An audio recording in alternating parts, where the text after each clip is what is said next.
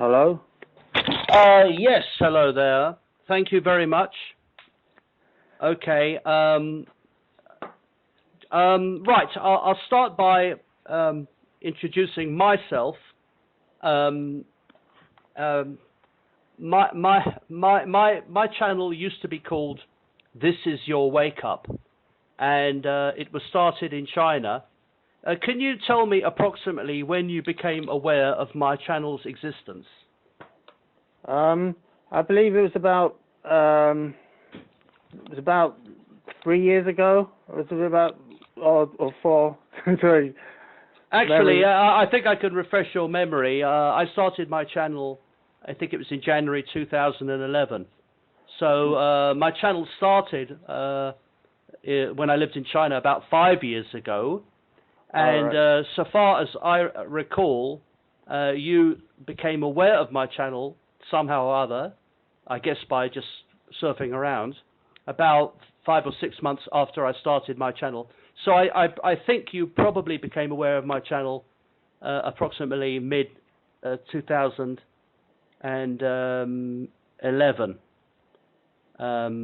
That's because of when my channel was up. I think that's correct. Right. Um, Yeah. okay.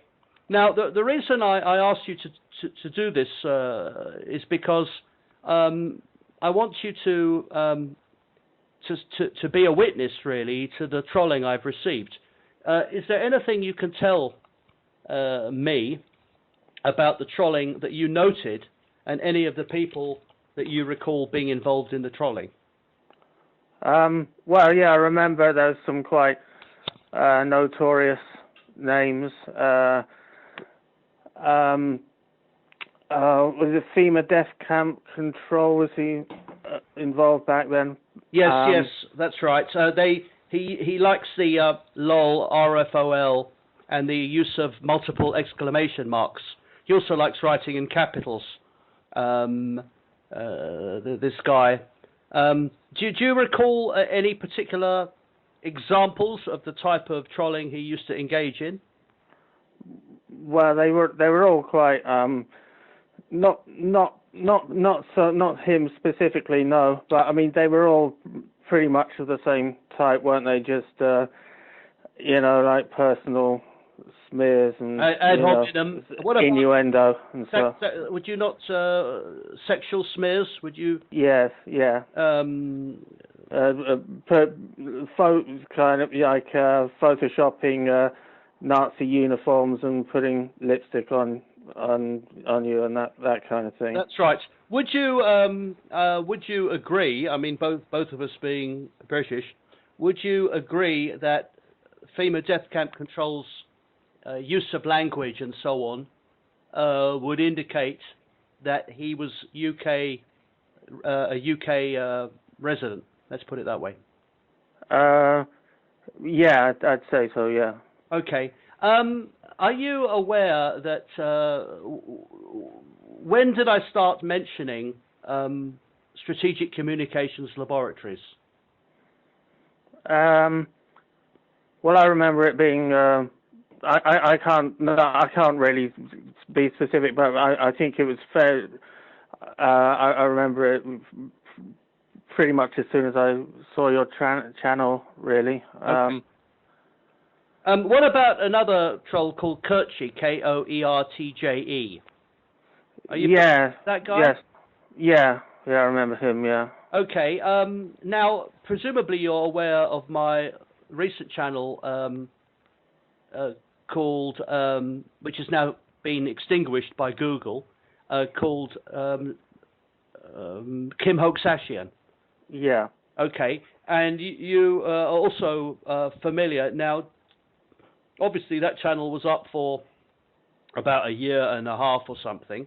Did you notice that these trolls were attacking me on that channel as well? Yeah, I mean, towards the end, yeah, but they seem to have. It seems to take them a while to find you. So It wasn't nearly as heavy as it was with your other channels. Okay, I would. I think the two reasons. The reason for that is because they were obviously monitoring me before they revealed themselves. I mean, you have to realise that they don't tell you instantly the moment they find you that they know you and know where you are. They listen to your videos and listen to your content. For example, they were referring to videos I did at Christmas. For example, about some wine I found outside a charity shop, right? And this indicated that they were aware of this incident, which I told people about as an example of good fortune, even though it happened 6 months previously. So the thing is, I'm saying that, in my opinion, these stalkers were actually trolling me and following me for a long time before they revealed themselves. Would you think that's what I'm saying is accurate? Yes, from what you said, it sounds like a fair, a fair deduction. Did you notice that they look at your tabs on your browser and stuff like that? Are you aware that they use data mining on people to build up a portfolio of data about them so they can be more easily attacked? Well, if they have done that, I wouldn't know how to detect that, to be honest. Well, I mean, they would know approximately where you lived, what your hobbies are, whether you like drinking or not, whether you're a smoker or not, whether you're a recreational drug user or not, the football team you support, the types of food you eat, your hobbies and interests, and they can build up a total picture of you. Right. Okay. Now, another thing I want to ask you is this. Are you familiar with the term doxing? Do you know what doxing means? Yeah, I believe it's when you reveal somebody's information, yeah. Okay. Are you aware that people using my real name are contacting my account with ridicule and so on? Yes, I've seen that recently, yeah. Okay. So, do you think it's likely that these channels are also called by my real name?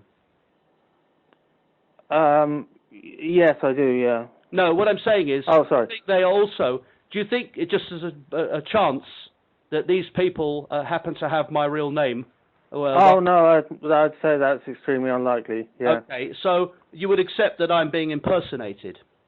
Yes. Okay. Can you think of any? Do you think that these channels were responsible for making the false flagging attacks on me, for example, that had my channel deleted? Because obviously you're aware of YouTube's fake conditions that suggest that if you have 3 strikes on your account, your channel is terminated. Yeah, I'm sure they're either the same people or know the same part of the same circle. Yeah. Okay. Obviously, I'm not trying to put words in your mouth, although I'm hoping you'll say what I hope you'll say. But I mean, would you accept that the trolling attacks on me are illegal? Yes, I'm sure they are. I'm sure if it was, if you were an MP, it would be outrageous. Well, it's funny you should mention that, because I'm just reading now about an MP, Ruth Smeeth, apparently her name is. She's a Labour MP, very keen to get rid of Jeremy Corbyn. I'm not a fan of him either, as a matter of fact. And she's claiming anti-Semitic abuse.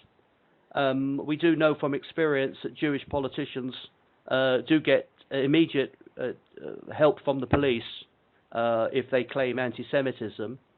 Do you think that we have a level playing field in this country? Would you say that members of the public are all treated equally, or would you say that politicians and celebrities are given preferential treatment?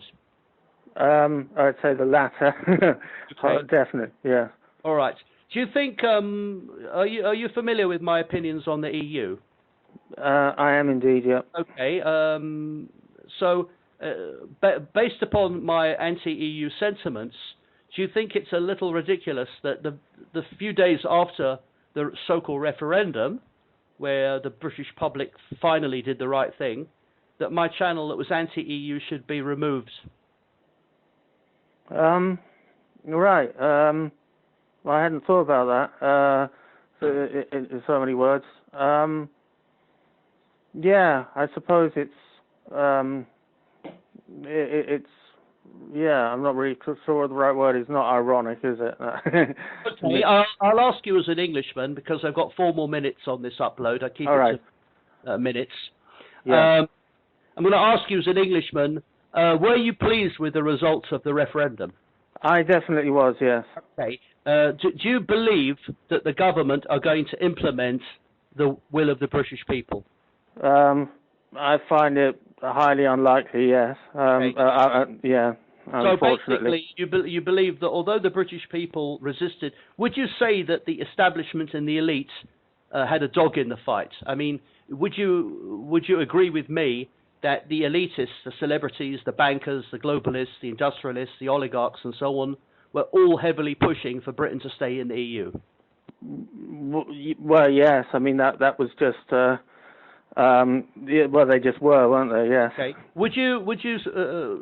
Do you think that the EU is? And I'm sorry, I'm changing the subject a little bit. I would like to make this 15 minutes, but I don't want to make the whole upload about me and my personal requirements.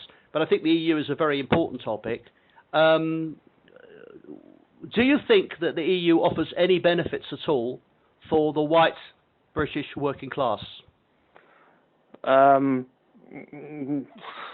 Well, yeah. I mean, cheaper, maybe cheaper food than otherwise, but like at Tesco's or something. But that's a very, very poor sop, really. Well, in the long run, I'm not convinced about that either, because I believe that we could probably source food cheaper if we had complete freedom to buy food from Commonwealth countries or South America or other places like that. But yes, I mean, a lot of people are under the impression that the common market gives us access to cheap food.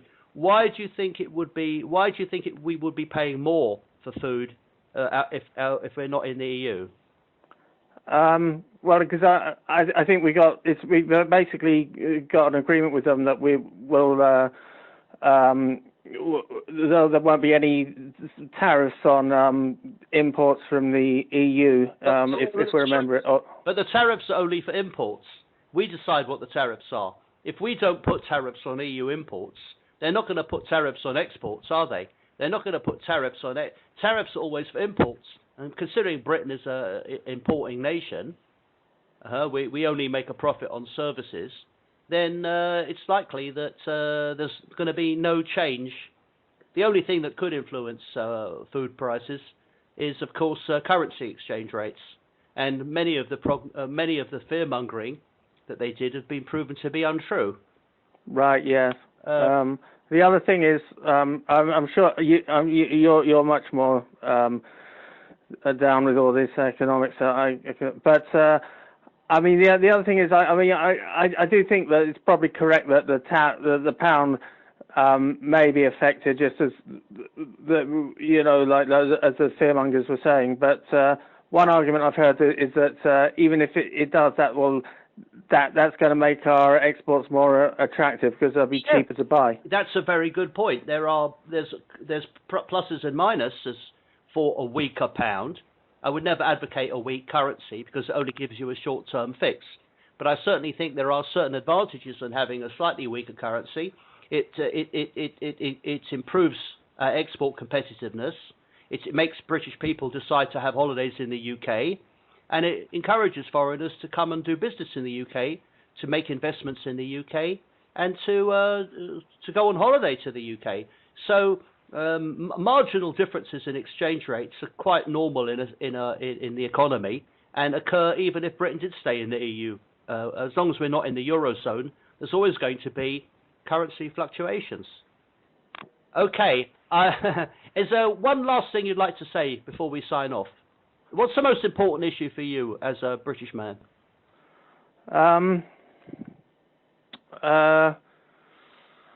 Well, I mean, I think we should bring industry back to Britain, because you can't you can't. A service economy is not really sustainable. Okay, I agree with you. And that's our 15 minutes up. I'd like to thank you very much and look forward to talking to you again.